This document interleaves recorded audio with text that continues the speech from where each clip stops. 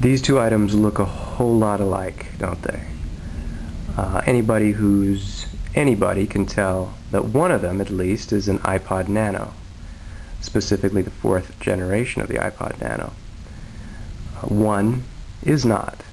One is in fact a Chinese knockoff of the Nano. One costs $30 or $20 to $30 depending on where you get it, usually on eBay, and has about 4 gigabytes of storage. The other costs $150 and has twice that amount of storage. So $30 versus $150. Now, can you tell the difference? Can you tell which is which? Let me give you a hint. That'll do it. In fact, the knockoffs are frequently euphemistically described as MP4 players, though they generally don't play MP4 files. Why they do this, I have no idea. Let's take a look at what makes the two different, and whether or not, and you can decide for yourself at the end, whether or not one is worth at least 5 times more than the other. First, let's unbox them and see what they come with. Alright, here we have the knockoff $30 one unboxed. I think this is everything that came with it. I'm not sure because I actually have had it for a week or so playing with it, and I might have lost some of the things. I don't think so, though. I know I threw out the instructions because they were utterly worthless. Some pidgin English that was not helpful. Anyway, this is the item itself. It looks a bit like a cross between a 2nd generation iPod Nano and a 4th. The screen is obviously larger than the 2nd gen. It's not as large as the 4th, and the form factor is like the 2nd generation. It's elliptical, but the sides themselves are not curved, they're flat. We'll go more into the device itself in a sec. Here's the other stuff that came with it. Came with a sort of a latexy, actually a very nice sleeve that you can put the thing in. And then it also came with an armband that you can put that latexy thing on, or you can put it on your belt. It has a belt loop type thing. This goes with the USB cable, and you can plug directly into a wall socket and charge your device, something the iPod does not come with. And it also came with this Clone MP4 digital audio player, a little pouch of some sort to, I guess, store the thing in, though it barely fits. So anyway, and it came with some utterly asinine headphones, just crappy beyond belief, and I'll go into these in a second as well. But the packaging, more or less, is a lot like the Nano. It does come with more stuff, and the hardware itself, which I'll go into as well, is actually not bad. Software has something to be desired. Now let's check out the Nano. The 4th generation Nano has a slightly different form factor than the 2nd gen, certainly than the 3rd. The 3rd, as you know, was much squarer, and it had the screen wide landscape mode rather than portrait mode, just in when you were carrying it. This one is much slimmer than anything I've seen. In fact, it's almost too slim. It's too tiny. It's a little heavier than the Chinese knockoff, but for some reason it doesn't quite feel as good in my hand. Strangely, it's nice, it feels good, but it's just too damn skinny. And I don't have big hands. My hands are medium at best. So anyway, we'll go more into that. But here's the other stuff it comes with. Comes with this, which I assume is some sort of dock adapter if you buy the dock, which didn't come with the thing. It comes with some decent headphones, not fantastic. And instead of a standard USB connector, it comes with this proprietary one. Whether that makes it faster, I don't know. There's more connection there.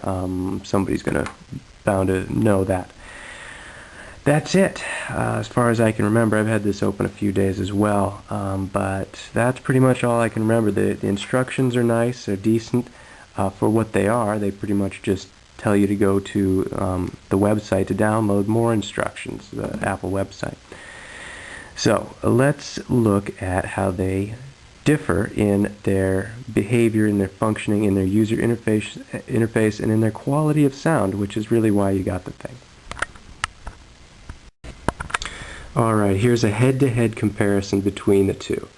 Why should you spend 5 times at least more for one? Well, first of all, this has 8 gigs, and you can get it for 16 gigs for an extra $50.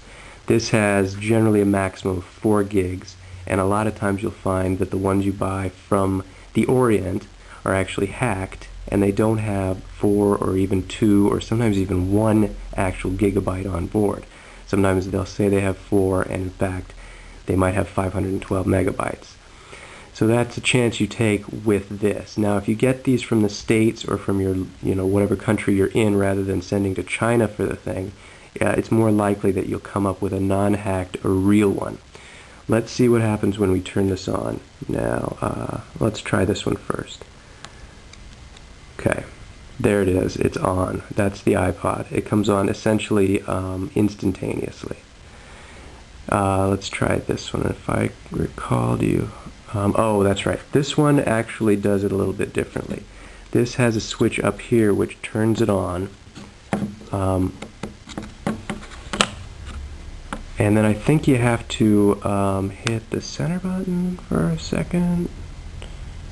No, I think it's maybe this button.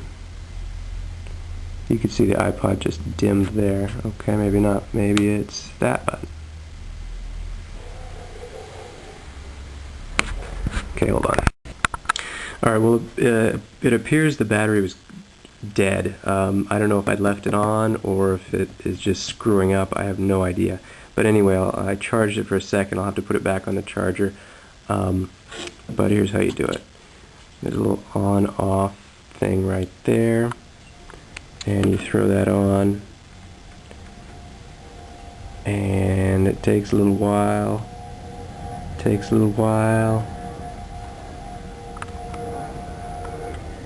And there you go. Welcome and music. Pretty cheesy. Pretty damn cheesy. And this was one of the main problems I had with that. Not so much the boot up time, it takes longer than the iPod, fine. 5 times less, I can deal with that.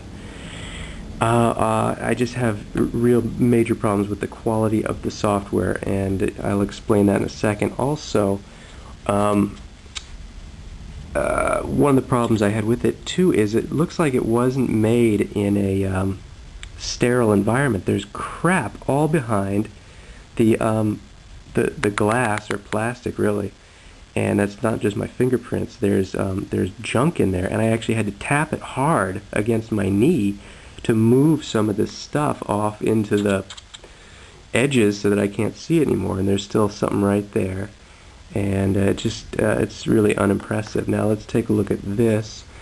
That just comes on very, very easily. Now it had been on, admittedly.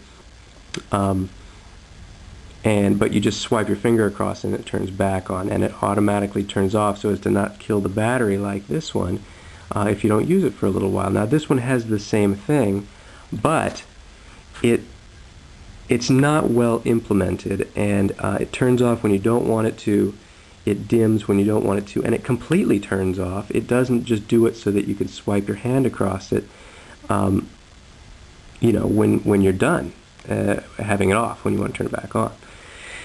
So let me plug it in so that it doesn't kill the battery, and I'll go over the features of the thing. Okay, I'm gonna have to continue this in part 2, so I'll see you there.